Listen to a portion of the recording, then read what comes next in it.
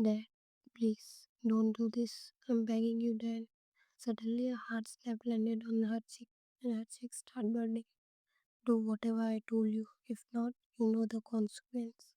And remember, wear something that hugs your figure properly, so it will easy to show them how beautiful you are. Be ready in evening. Her father left from there and she sat on the floor crying hard thinking about her life and the evening her father mentioned few seconds ago at club. Trust me, she is completely pure. No other woman can beat her in beauty. She is fresh and just 21 years old. What you want? I'm ready for this deal. I want her. How much you guys will pay for her? I don't think you guys can afford her. She's too expensive. First, I want to see her. Of course, there she is in that room. You know, right? She can't see our face. Yes, she's blindfolded. Suddenly, a whole club gets silent, but only one person boot sound echoing in the whole club. Boss, good evening. What's happening here? He bring a girl and saying no one can afford her. She's too expensive. Okay, you guys carry on. Jake leave from there, moving towards a particular room. But a room with a fluorescent stop him there. Place like a club where all types consumed by people. It filled with smoke. How a fluorescent smell is so strong to support to suppress all of it. He closed his eyes to feel it. He opened the door slightly to know about scent when he saw her, a girl in red bodycon dress. Eyes are blindfolded, but her lips are trembling slowly. She is moving her head like to know something, to guess what is happening here, to feel that sense again without making any sound. J.K. come close to her, lean towards her neck, close his eyes, inhale the scent as much as he can, and then move back. She start moving backward when she feels someone's presence in the room, but J.K. is standing still, staring at her face. J.K. goes straight to Ryan's father. Is she your daughter? Her father moved his head slowly, thinking why Jungkook, the Jungkook, asking about her. Take a blank check from my man. I'm taking her. Sudden change in his behavior make everyone shocked. I thought boss hated women. Then how? Yeah, I never interested taking part in these things. Earlier he left when I told him about the girl and the price. Then why he suddenly buy her and on high price? Okay boss, no problem. I'm happy that she serve you and make you happy. There are a lot of whisper on Jake's side, but no one dare to ask him directly. Take her in my car. JK gesture his one man, but then he paused and looked at Ryan's father, who is busy taking blank check from his man. You take her to my car. She know you, right? Ryan, let's go. You are sold. You are very lucky. You get a chance to give pleasure to the mafia boss. I can't believe he chose you for him. He's too dangerous. If you want to live your life, never upset him. He can directly shoot you in your head without thinking twice. Understand? And now how much he pay you for me?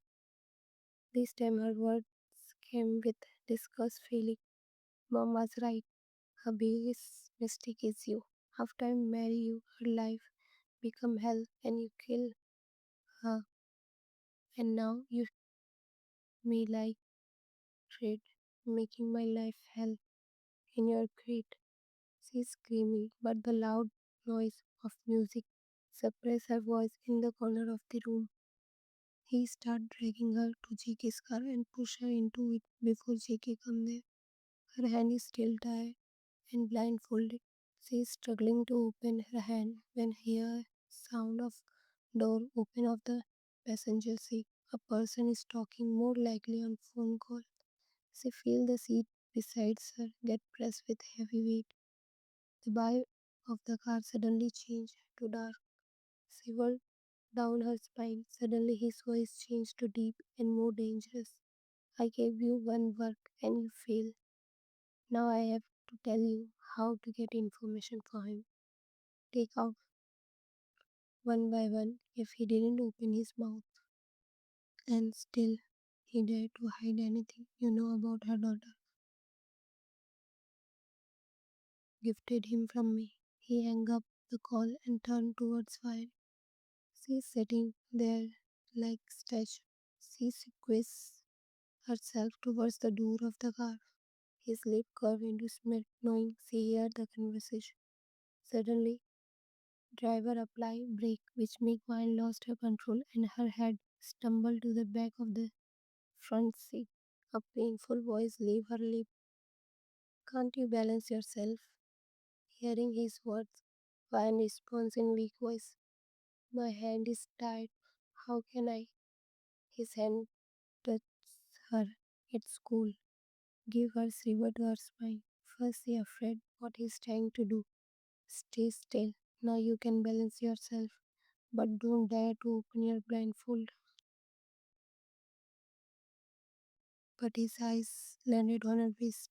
He's going to say something, but his phone started buzzing. He held the phone to his ear. After a few seconds, his face darkened, his eyes burning in anger. Driver, stop the car. His man from another car show up immediately.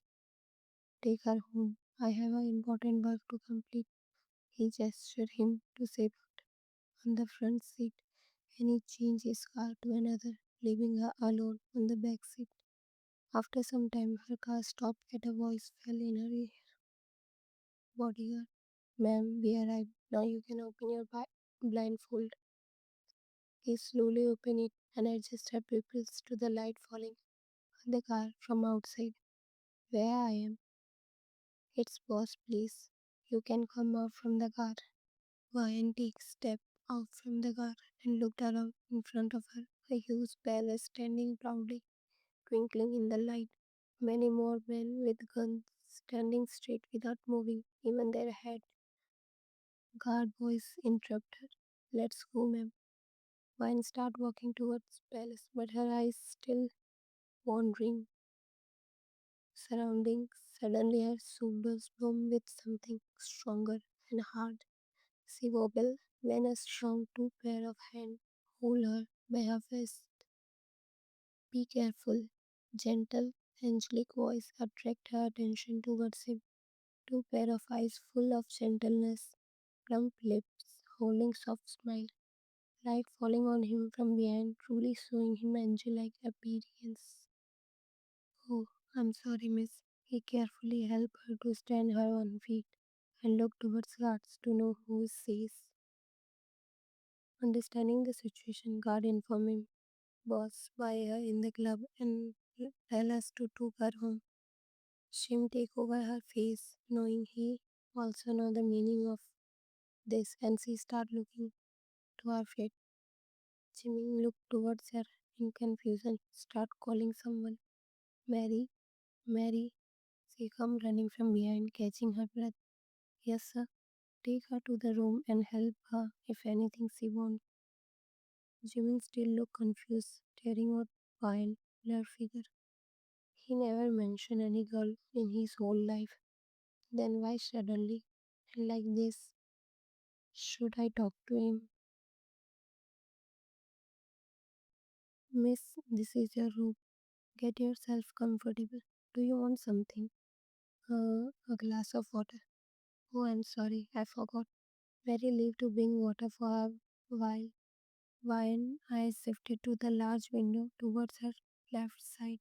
The designed carved around window looked incredible. She slowly started walking towards it, desire to touch and feel. Mary voice pulled back to her sense. Here, miss. Mary bought a glass of water and water jug and a juice for her. I don't ask for it. Wine looked at Mary with her innocent eyes. I know, but you need this. Looking at her face, eyes full of pity. If you're hungry, please tell me. Do not think much when it comes to food and survival.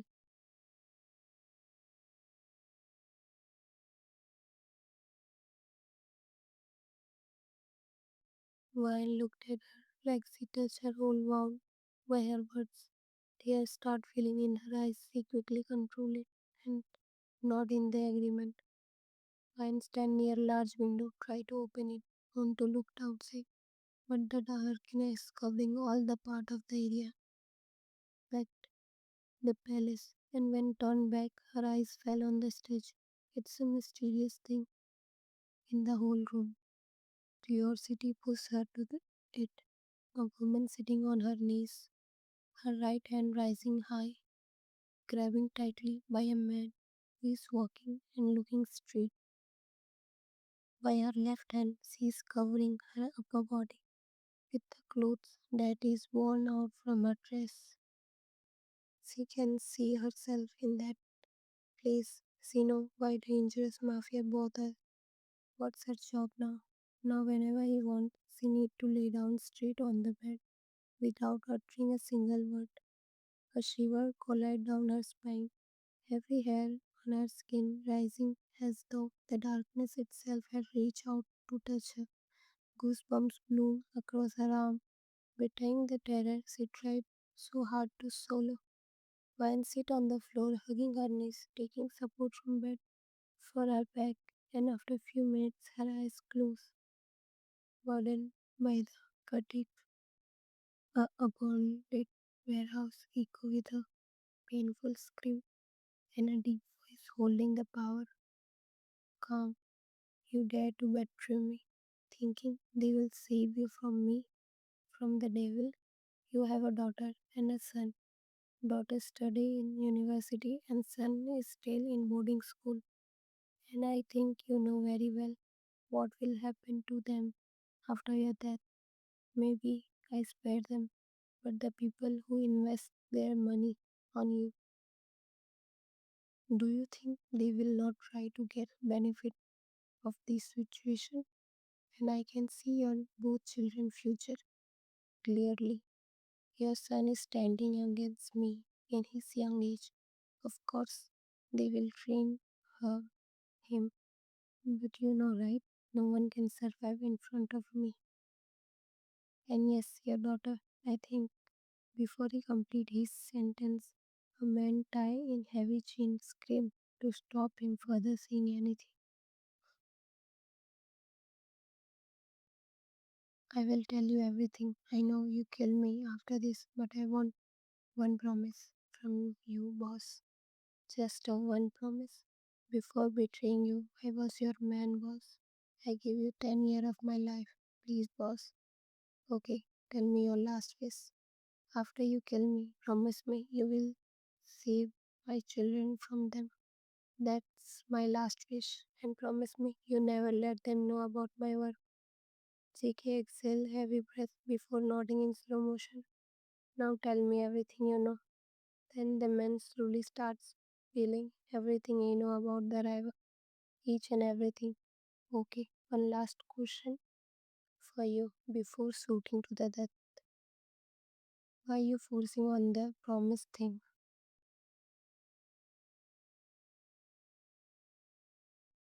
Because I know, boss, no matter what happened, you will never broke your promise. I know from past 10 years. JK stand up and start living from there.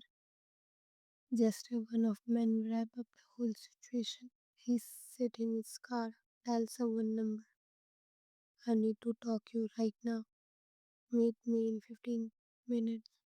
His face is tight, serious like hell. His mind busy with the information he received few minutes ago, and his car reached his destination. What happened, man? You call me mid in the night and demand me to meet you like I'm your slave? What is this? Stop this nonsense and listen to me carefully. It's important. Analyzing his serious face, Jimin paid his whole attention to him. For whole few hours they discuss about that matter, and after it ended, Jimin eyes gripped to his watch. It's 3 a.m. Let's go home. I need some rest before I start working on it. But suddenly he stopped in his way and come back to JK. By the way, the girl at your house, who is she?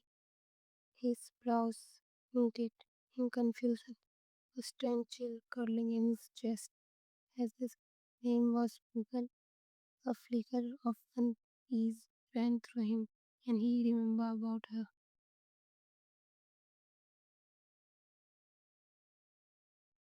It's none of your business, his cool reply, as Simin expected. Yeah, but you should not bother your home, at least at this crucial moment. Now JK attention dragged to her, and he decided to go home quickly. JK is at his home.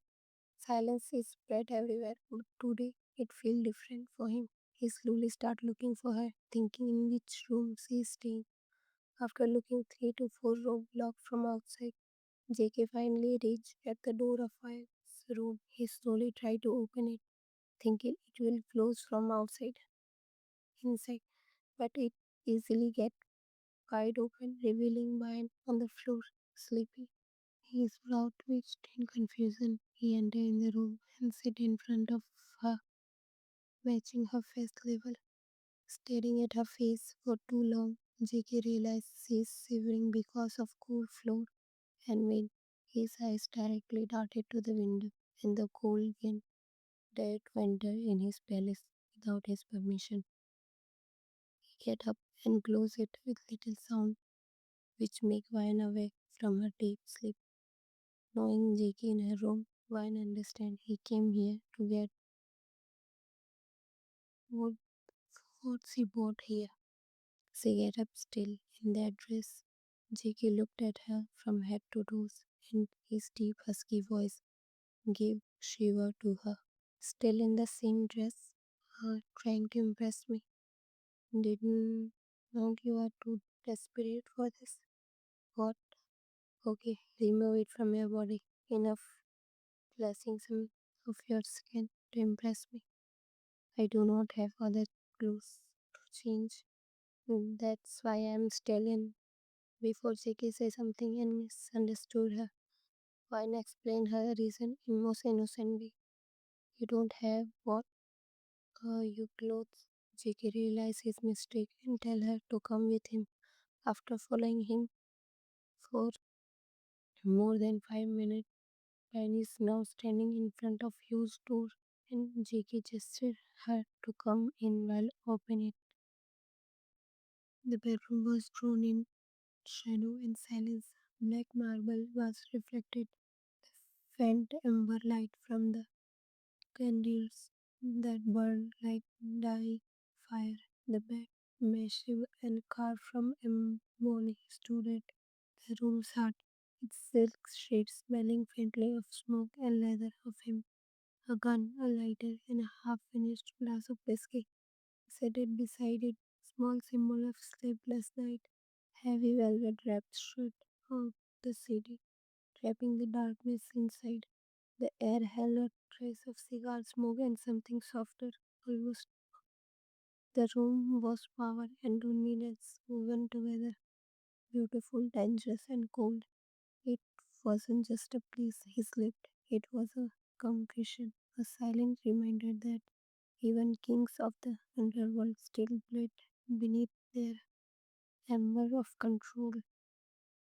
Gesture her towards his wardrobe. For now, take whatever you want. You can use my clothes. For you, it's too big, so you will feel comfortable. Ryan first hesitated, but then chose a white shirt from the row of white shirt and a short. She looked at him for approval, and he nodded one time. Go and change. It's not a request, it's more likely a demand. Ryan come back from washroom and saw him sitting on the bed, scrolling his phone. Up a few buttons of his shirt is open. Ryan's eyes trailed from his neck to chest. Sudden ring of his phone bring her to reality, and Jackie's eyes turned to her. His white shirt coming toward her thighs and become of long because of long shirt. Her shorts is not visible. Get up from the bed. His eyes never leaves her. He stands close to her, not touching but warm of his presence can feel by her body. She tried to maintain the distance between them until her back touched the cold wall of the room. Jake's shirt is looking good on you more than me. Thanks, but can I change it? I'm not comfortable in this. No, I'm not gonna allow you to ruin my one more cloth. Now go and sleep. Jackie take step back and again sit on the edge of the bed, scrolling phone. But his eyes try to look at her again.